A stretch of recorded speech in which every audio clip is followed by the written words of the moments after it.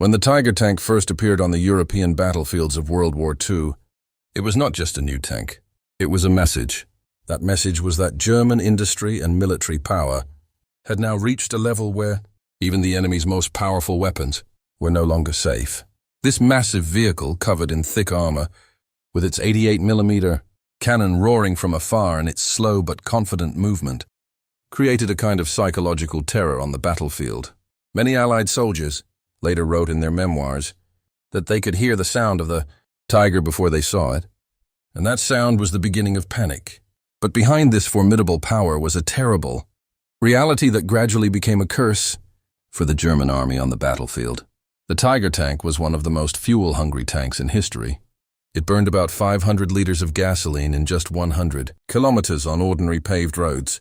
This cost would increase even more in the mud, snow, or uneven terrain of the battlefield. That is, where a Tiger could move. Fuel was not just a mechanical requirement, it became a strategic problem. The main reason for the Tiger's excessive fuel hunger was its weight and design. This tank, weighing about 57 tons, was built to withstand enemy fire, not to move fast. Thick armor, a huge cannon, a powerful but inefficient engine. All in all, it was a kind of mobile fortress. But the power needed to keep this fortress moving became increasingly difficult for Germany to provide in the realities of World War, especially from the middle of the war. When fuel supply shortages arose, the Tiger became a luxury weapon, powerful but difficult to maintain. The Maybach engine used in the Tiger tank was powerful enough on paper, but in reality it was extremely fuel-dependent and mechanically sensitive. The engine would overheat when pulling heavy weights. The gearbox and transmission would be stressed, and mechanical failures would occur only after long journeys. Often a Tiger would be disabled before it reached the battlefield. This monster would succumb not to enemy fire, but to its own weight and fuel starvation. This fuel problem was not limited to the tank itself, but to the entire German logistics system. To keep a Tiger unit operational, separate fuel trucks, repair teams, spare parts, and secure supply routes were required. The Allies quickly realized that direct combat was not always necessary to destroy a Tiger. In many cases, simply destroying their fuel supply lines would render the Tiger useless on its own. There are countless cases in history where German crews have blown up a Tiger themselves because they ran out of fuel so that it would not fall into the enemy's hands. The Tiger's excessive fuel consumption created another major problem: its mobility. It was almost impossible to send this tank from one front to another quickly at will. Driving it on the road over long distances would cause excessive wear and tear, and there was a risk of bridges collapsing. Therefore, the Tiger was most often moved by rail or heavy transporters. This meant that it was not a fast-reacting weapon. When the situation in the war changed suddenly, the Tiger often failed to arrive at the right place at the right time.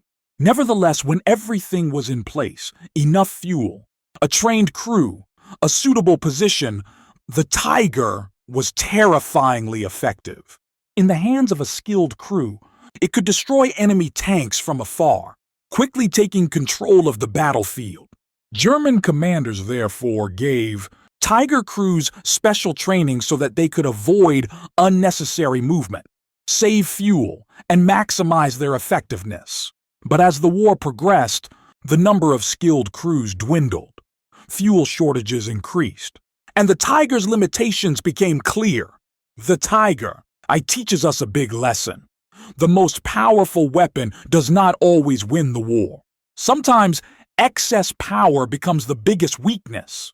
But this truth was not fully understood by the German leadership in the middle of the war, because the Tiger was still a kind of psychological weapon for them. In addition to destroying the enemy, its other function was to intimidate. When news of a Tiger reaching the front line arrived, many Allied units would change their plans, change routes, and even suspend attacks. This psychological effect encouraged the Germans to use more Tigers, although the reality was becoming more difficult day by day. As the war progressed, Germany's fuel crisis became more severe. The German industrial system, which depended on synthetic fuels, was destroyed one after another by Allied air raids. Oil refineries, rail junctions, fuel depots. All were the main targets of the Allied forces. This had a direct impact on heavy tanks like the Tiger.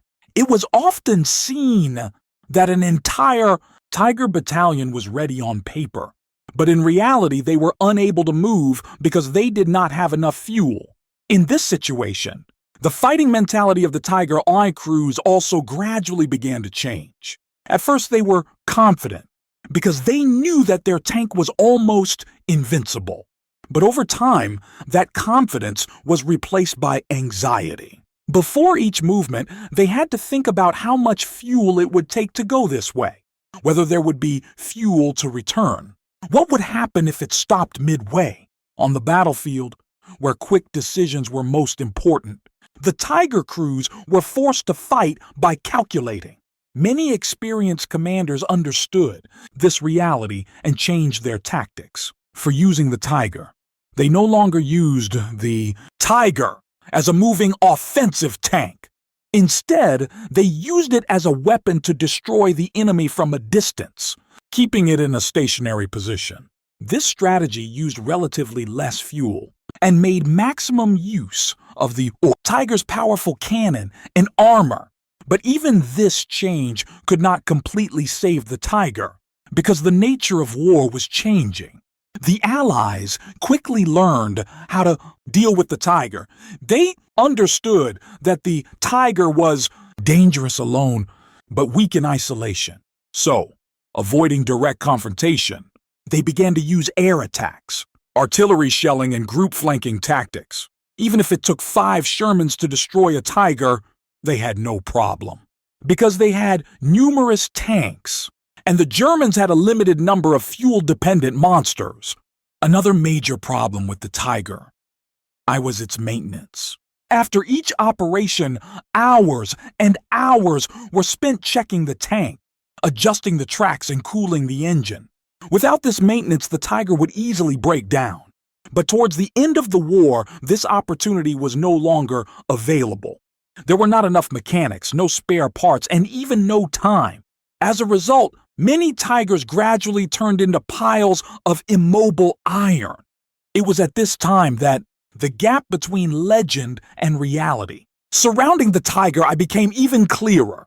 On paper, the Tiger was still formidable, but in reality, it was becoming a burden.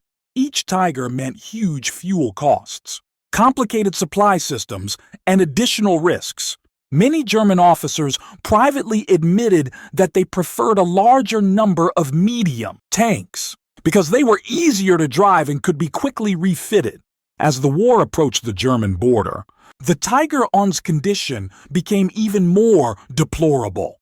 These tanks suffered the most during the retreat.